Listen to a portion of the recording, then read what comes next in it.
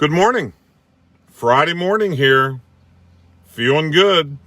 Albert Raley for President of the United States. And who's that that appeared in my back seat? Oh my gosh, it's like magical. That's Landon Raley.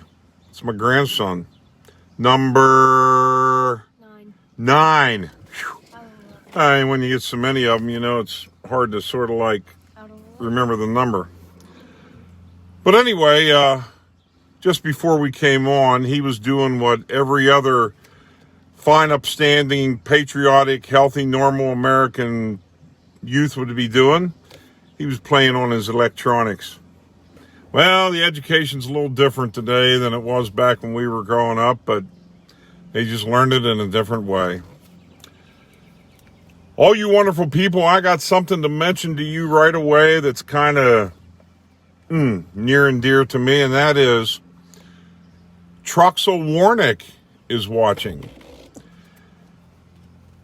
For some time now, ever since Pete Rose was banned from professional baseball, Matt Shipway's with us, I thought, well, okay, he was handed a discipline and he's banned from baseball. Since then, how about some of the things that's going on in pro baseball or in pro sports? When I get in office, I'm going to take a real close look at the Pete Rose situation. I'd like to see him get reinstated. He's like a Boy Scout compared to some of the things that have gone on since then. But anyway, that's my memo for today. Topic. I know it's in sort of on the back of your mind right now, but the impeachment of Donald Trump. Because that sort of borders on the other things I want to talk to you about today. We know the impeachment was an absolute waste of time, energy, and money. There's a procedure, but, things have changed. You don't have to do all that. It could have been handled a lot better. It's just an example of the fact that our country is dynamic. It's changing. We had that. We have the pandemic situation. We now have the George Floyd situation. Wow, always something coming up. That impeachment was nothing but a power struggle. And that wouldn't occur when I'm in office. Because I've mentioned before, and I'll mention many times again, there's powers that the president has that he either is not using or he doesn't know about them. And Allison Mazer just tuned in. Hi, Allison. It was a gigantic waste of time, waste of money that we don't have. How about that? How do you spend money on things that you actually don't have? I saw a report on 60 Minutes here a couple weeks ago where the chairman, Austin Blank, who cuts my grass, just tuned in. The chairman of the Federal Reserve was interviewed by one of these 60 Minutes people, Sean Courtney. Wow. Hi, Sean. Scott Ferguson. And the question came up, Mr. Chairman, where are we getting this money? And he said, we're making it. He went on to say that we're floating bonds and treasury bills and things like that, things that I don't understand. But it sounds like we're borrowing money from ourselves. And that's just not right. Somebody needs to take control here and get things straightened out. And you happen to be listening to the guy that can do it. And all that energy and time could be used towards something else to help the country. Amy Schofield. Hi, Amy. Read my lips. And if you can't see my lips, just listen to me. Again, this will not occur when I'm in the White House. All the powers that the president has, and I think he's just wimping around. I really do. He says one thing, backtracks on it, sounds kind of tough in some areas. It's not heated. Like he said, heated, H-E-E-D-E-D, that type of heated. He told the governors, he told the whole country, look, we're going to open up churches for Memorial Day. Did they all open up? Some of the governors balked at him, some of the local people like mayors and so forth. No, the president should be educated, be advised, and make sure that things are done the way they should be. It's his country. We're not like 50 different countries here. Folks, you need to continue to spread the word about me. I'm doing my best. I want you to do your part, if you would, please, by telling everybody Tom Skidmore is watching. And I continue on a daily basis to write about email 10 of the top 100 news agencies in the country. That's an example of a young boy yawning right there. Did you see that? Yeah, you're tired. And we're going to go golfing here in just a minute. I'm starting to get some response from these news agencies. All it takes is one. I've already been to a couple national papers like Oklahoma City and a couple papers down south. Rob Rephan in attendance. But I'm starting to get some response, and I'm glad. All it takes is one to say, you know what? This guy is unusual. Let's take a chance on him, see how far it goes. Let's get some articles out about him. You know, I've been writing Dr. Phil and Ellen DeGeneres and people like Jimmy Kimmel and all of them. So, hey, I'm not proud. I can get my name out there sometime. Ron Dutch Bierman just tuned in. So, you know, I'm already on Facebook and all this stuff. So, let's get it going. Let's help Big Al out. It'll be worth your while. You'll be glad you did. And remember, you don't have to like all of me to like me overall. There might be some things that I say that you say, oh, I don't agree with that. But look at the overall picture. How about it? I'll be a darn good president for you, and you need me. As Toby Keith once said, and you know the lyrics of songs are powerful, I ain't as good as I once was, but I'm as good once as I ever was. And that being good once as I ever was, that's being smart enough to be president and doing the right things. Will Rogers, I've quoted him many times on here. He says, even if you're on the right track, you'll get run over if you just sit there. So you got to move. I'll move this country.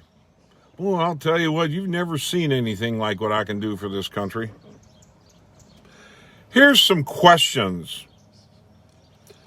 How would you have handled the George Floyd case? I was telling my wife about this today. You ready? I don't have to see any more video than I already saw. Of course, I'd like to see as much as we can. But that officer putting his knee down on the back of the neck of George Floyd sounds like he broke protocol. I know you have to subdue if necessary, but he could have put his knee in the middle of the back of that guy. And then he was saying, I can't breathe. Well, the officer might say, well, Scott Raley's watching. The officer might say, well, I didn't hear him. Well, the other officers might have heard him, and he said it loud enough that the video camera picked it up. So, right away, if I was the chief of police or in a city in control of the police, governor, whatever, this stuff about, well, they're on disciplinary leave and one of them's been fired and this and that, I'd say, look, you get me all that video today and bring those officers in here, and we're going to get to the bottom of this right away, because this fooling around about, the FBI is involved now and they're going to do an investigation, could take weeks and weeks. In the meantime, people were upset.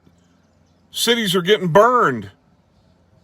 Families have been destroyed. Target was robbed. What's that? Target was robbed. Yeah, what he said. All those stores. Matt Mullen, Curtis Hilligus, sorry. Zach Sensenball. So I would have taken care of it right away. Or else I would have said, look, you guys are fired. Charges are brought against you. And then you worry about, freeing yourself. or finding yourself innocent. We're going to set these things up now because people are upset. This racial divide, and see, I'm big on unity.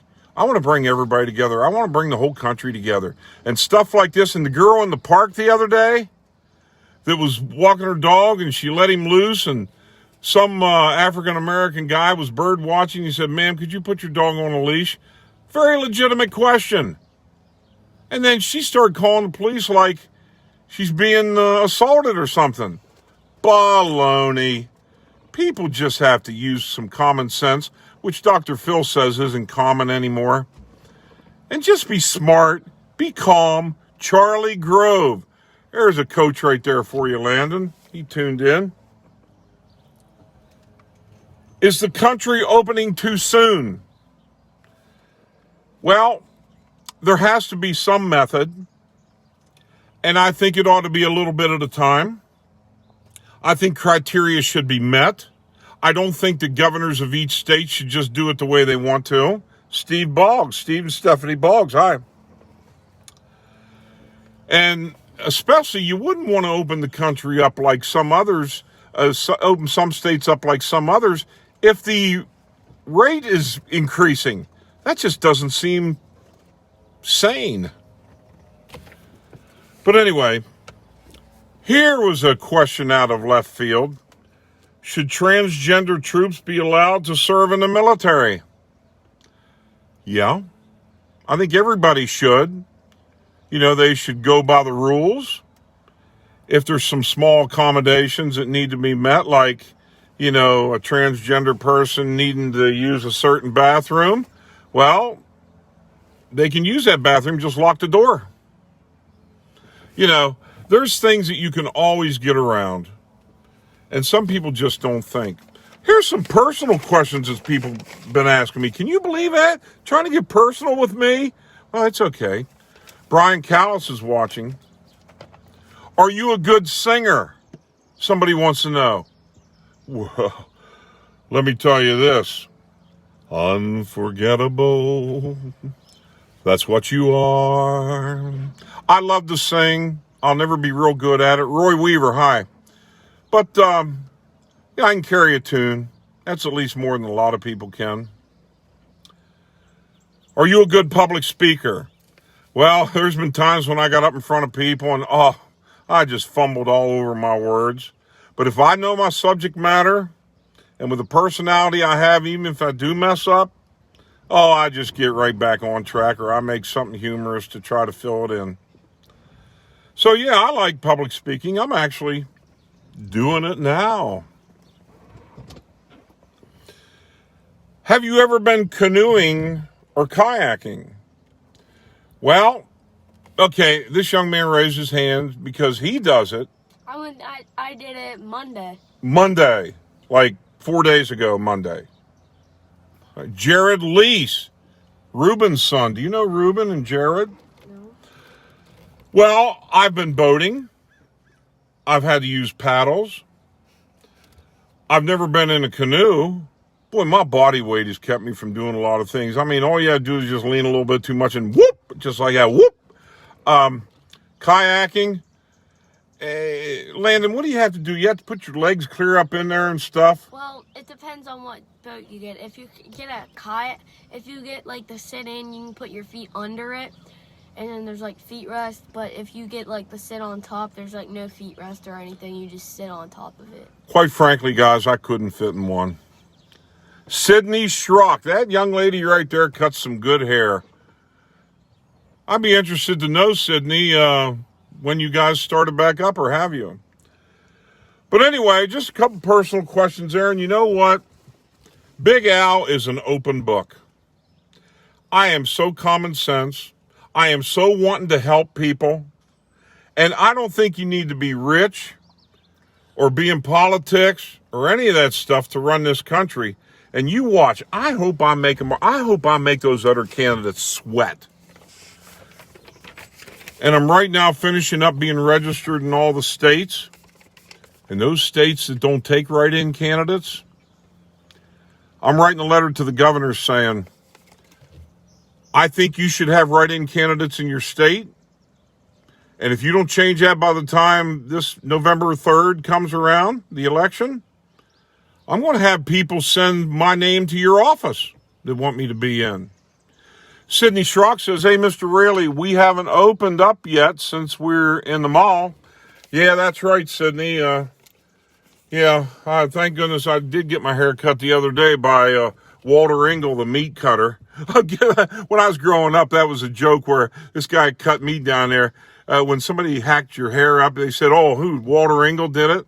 Walt Patterson, do you believe the federal government should pay people to go back to work?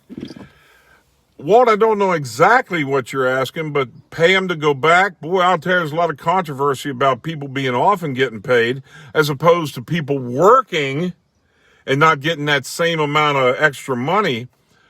But I'd have to delve into that a little bit more, Walt. I don't think the federal government should necessarily pay people. You know, I envisioned a few years ago, and I don't know if this will ever happen, and could it ever happen, but I was thinking that every citizen should be paid a stipend. People not have to work. You might say, well, how would anything get done? Well, there'd be people who'd want to do it, make extra money. But at least if people had money, they wouldn't be poor and down and out and need food and shelter and all that. But anyway, that's a whole big deal right there. But Walt, I'm going to try to be specific here again. Do you believe the federal government should pay people to go back to work? Off the cuff, I'm going to say no. But I'd have to talk with you to see more of what you're talking about. And I'd think about it. My advisors, I'd get with them. And we'd come up with a solution, Walt. You know I would. Hey, Walt, miss you, old buddy. And you can't stop in down at Walmart, McDonald's because it's closed down there. But anyway, hey, folks, thanks. I'm going to hop on out of here because I'm going to go hit those little white balls that have like 144 dimples on them. Oh, Walt Patterson wants me to go to that site. Okay, I will later on. Return to work bonus. Yeah, I guess there are people. Ernie Wiesenmiller tuned in. I guess there are people that can milk this and say, oh, man, I don't feel like going. I won't feel safe going back to work and this and that. If the government would have to pay people to do that, ooh. Because this unemployment is going to run out. And people's going to have to go back to work. Well, for Lindsay, it's the last week of it. Is it? Yeah. I think July 1 is the last. But anyway, guys, thanks for tuning in. Jason Jeffries is tuned in. And I can even wave at you on here. But I'll just wave like this. All right, that's my broadcast for today. It'll be posted. Stay tuned for other things. My Zoom broadcast, Mondays at 9 a.m. My podcast, Wednesdays. And we'll see you. Bye.